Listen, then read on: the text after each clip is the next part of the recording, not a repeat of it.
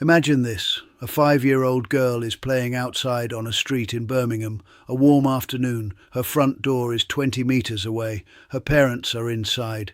A man walks past, grabs her, drags her into his home, locks the door. When police find her, her clothes are around her ankles. The man is convicted. He is sentenced to prison. He will cost British taxpayers approximately £55,000 every single year he sits in that cell. He will receive meals, healthcare, education, legal rights, access to an appeals process. The little girl he destroyed will receive counselling, nightmares, and a lifetime of trying to recover from something no child should ever experience.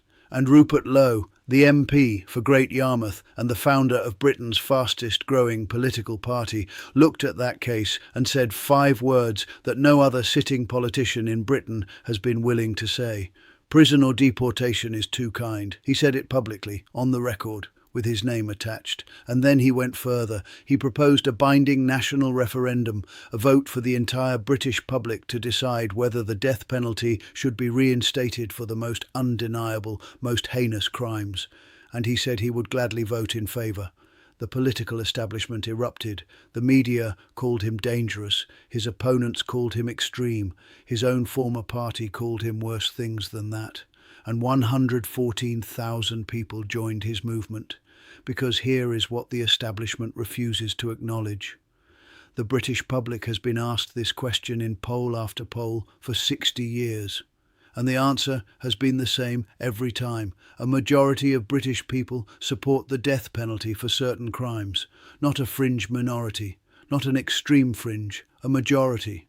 The politicians have ignored them. The media has dismissed them. The legal establishment has told them they are wrong to feel what they feel. Rupert Lowe just told them they have the right to decide for themselves, and that is what has the entire British political class in a panic.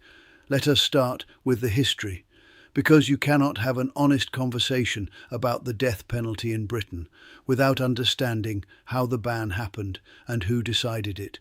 Capital punishment was abolished in Britain in 1965. The legislation was passed by Parliament under Harold Wilson's Labour government. It was not passed following a national referendum. It was not put to the British public for a vote. It was decided by members of Parliament who believed that the abolition of the death penalty was the right thing to do, and who proceeded with that belief regardless of what the majority of the people they represented actually wanted. At the time of abolition, opinion polls showed that a majority of the British public opposed the ban. They wanted capital punishment to remain on the statute books. They were ignored. In the 60 years since, polling on capital punishment has continued with remarkable consistency. Surveys conducted across different decades by different polling firms using different methodologies have repeatedly found majority or near majority support for the death penalty for specific categories of crime. The most recent credible polling shows somewhere between 50 and 60% of British adults support reinstating capital punishment for the murder of a child or a police officer when the guilt of the accused is beyond any reasonable doubt.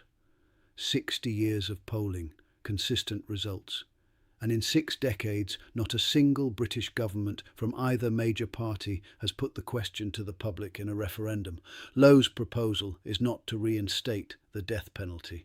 That is the crucial distinction that most media coverage has missed or ignored. His proposal is to give the British public a vote on it, a binding referendum, where every adult in Britain gets to decide, where the question is asked properly, with a proper public debate, with proper campaigning on both sides, and with the result being legally binding on Parliament. That is democracy. That is the basic principle that the people, not the politicians, are sovereign in a democratic society. And the establishment's response to that proposal reveals everything about how the political class actually views the public they claim to represent. Let us talk about the arguments against the death penalty, because they deserve honest engagement rather than dismissal. The most powerful argument is irreversibility. Unlike a prison sentence, an execution cannot be undone. If new evidence emerges, if the conviction turns out to have been wrong, the person is already dead. Britain has a history of wrongful convictions that should give any rational person pause. The Birmingham Six, the Guildford Four, Stefan Kisko, individuals who spent years in prison for crimes they did not commit. If any of them had been executed rather than imprisoned, no amount of compensation or public apology would have been sufficient.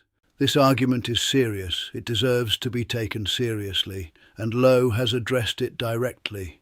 His proposal explicitly limits the referendum to cases where guilt is undeniable, not merely proven beyond reasonable doubt in a court, but undeniable.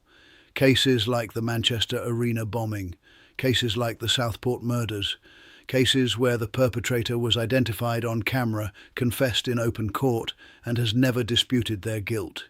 Cases where the possibility of wrongful conviction is not theoretical, but effectively zero. The wrongful conviction argument, the strongest argument against the death penalty, loses most of its force when the case for execution is limited to crimes of this character. The second argument is one of deterrence. Critics of capital punishment argue that research shows the death penalty does not deter crime, that murder rates in countries with the death penalty are not consistently lower than in countries without it. This is a more complicated argument than it is often presented. The research on deterrence is genuinely mixed, and deterrence is not the only justification offered for capital punishment. Retribution, justice for victims, and the permanent removal of a dangerous individual from society are separate arguments that stand independently of whether the death penalty reduces crime rates. The third argument is one of state power, that giving the government the authority to execute citizens is inherently dangerous, that it represents a power that should never be in the hands of any administration, regardless of how limited and controlled its application is designed to be. This is the philosophical argument, and it is the one that Lowe's referendum proposal most directly challenges, because the question he is asking is not whether the government should have this power. The question he is asking is whether the people should decide whether the government has this power.